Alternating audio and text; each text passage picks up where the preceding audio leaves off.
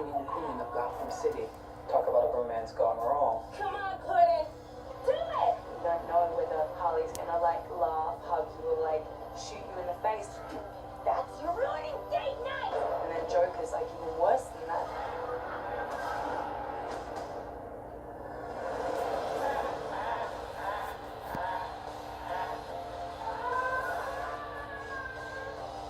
I think that the Joker is probably better known than the devil. Some might say that the Joker is the most famous bad guy in the DC universe. The trick was to be incredibly respectful of the legacy of the Joker and not tamper with that, yet at the same time reinvent the Joker. And Jared pulled that high wire act off. Oh, I'm not gonna kill you. I'm just gonna hurt you. Really, really bad.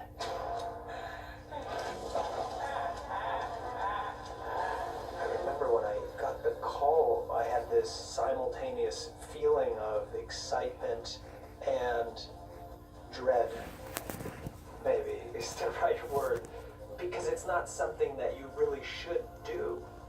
Logically, this role has been interpreted so beautifully, but then there's the other side. What else can you uncover? What other parts of this story, of this life, what can you do that hasn't been done?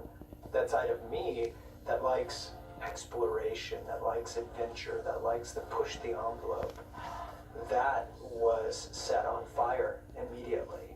I knew that I was going to have to dive really deep and go to a place that I'd never gone before. Helping Jared create that character, I kind of had to say goodbye to Jared. There was a point where he went away and he was replaced slowly and surely by the Joker. Are you kidding me?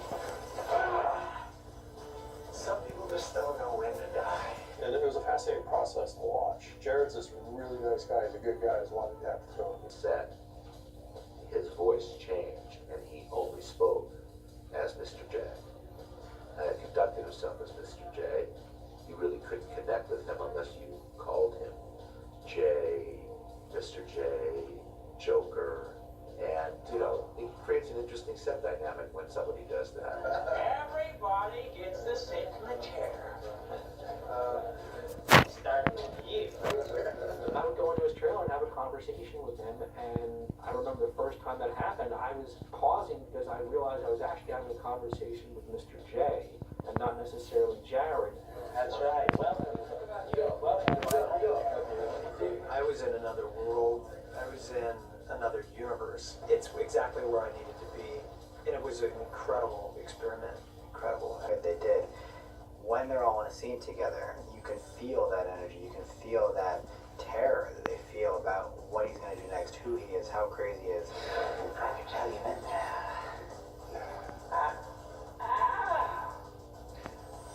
You're gonna be my friend. I saw in Joker as a modern guy who lives in our world who has a lot in common with contemporary gangsters and is of that culture. I can't wait.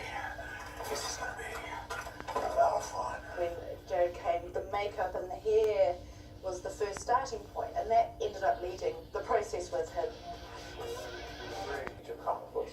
It's really fun to see. It's exciting to bring that new element, I think, to film. There is something you could do for me, Doctor. Anything, I mean, yeah. I need a machine gun. A machine gun?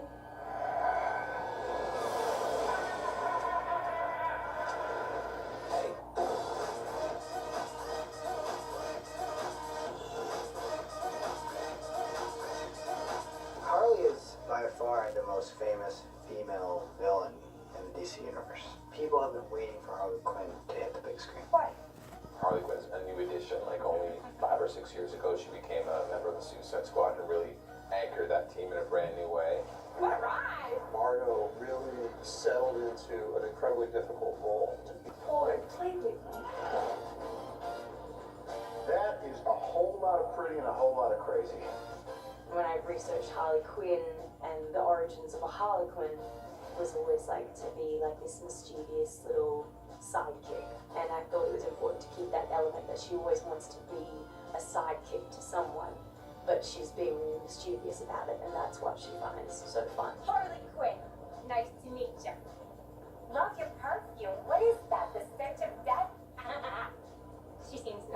was kind of cool because a lot of the other characters were obviously playing it like, I don't want to be here, I don't want to be with any of you guys. But for Harley, I played it that she was just like, yay, like first day of school, so many people to play with, this is gonna be great. Something tells me a whole lot of people are about to die. It was like walking into a Toy Story, being like, what do I do first? I can mess with you, I can mess with you. If you like a girl, can you light her a cigarette with your pinky? Because that would be real classy. Her character, I mean, she's a complete psychopath in many ways. Yet there's something that like draws you in, right? She's a beautiful girl, but she's a very self-destructive individual. But she's really, I mean, she's just really interesting to watch. All right, come on. What? I saw it move. See? Flinched. I think that was really important to definitely explore her flaws. And David is the guy who's going to delve deeper than anyone for those flaws.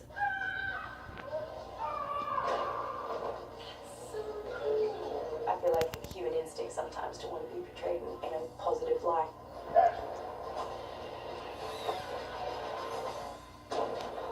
I lose control, you know. I don't know what I do till it's done. The kids? You killed them, didn't you?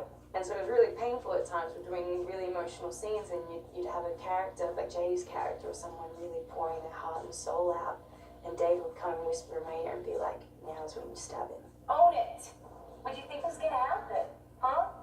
Hey, Harley. To really dig in and sting them when they were down, that was in her nature, and I couldn't avoid that. I had to explore that as much as I explored like the funny side to her. Now they say they're the crazy ones. Huh? The look is insane, and the hair and makeup, it was a real process. I mean, it was a 3-hour process every single day. We did a body paint, completely paint me white.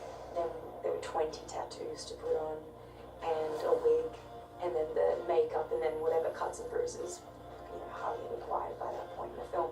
So 3-hour process. It was fun though. It's always like the best time to get into your character, and once you look like that, you kind of, I feel ready, like I feel like I'm Harley.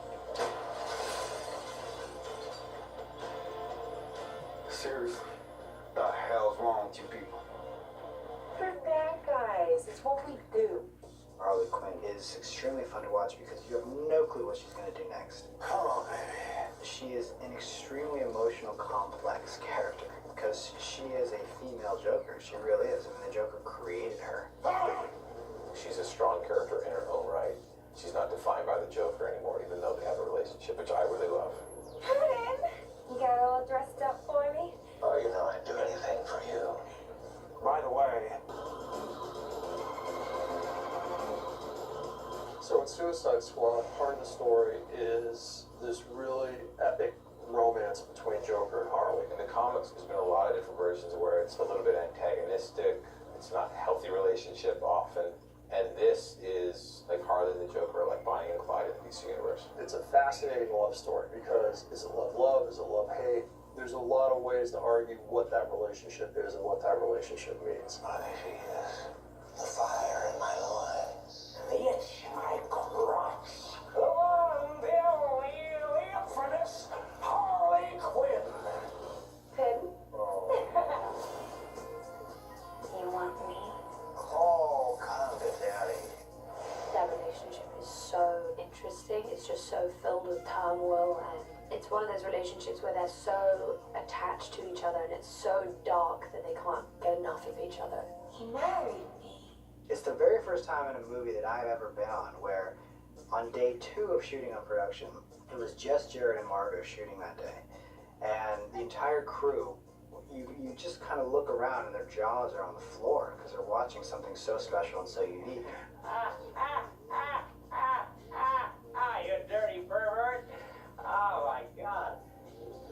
What are you looking at? Shut up! It was like pure entertainment for the crew. There we go. And action.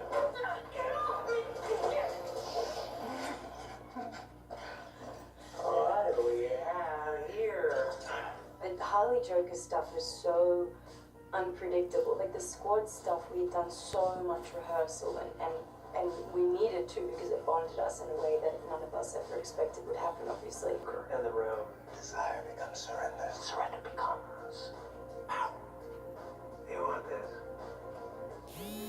I do. God, you're so good.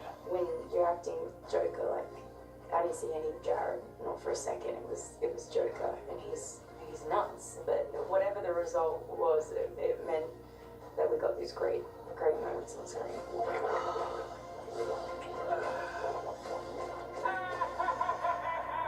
No matter how far we delve, how many scenes we do, I just feel like I've only scratched the surface of Harley. Like, it's just a character that's like a bottomless pit of like issues.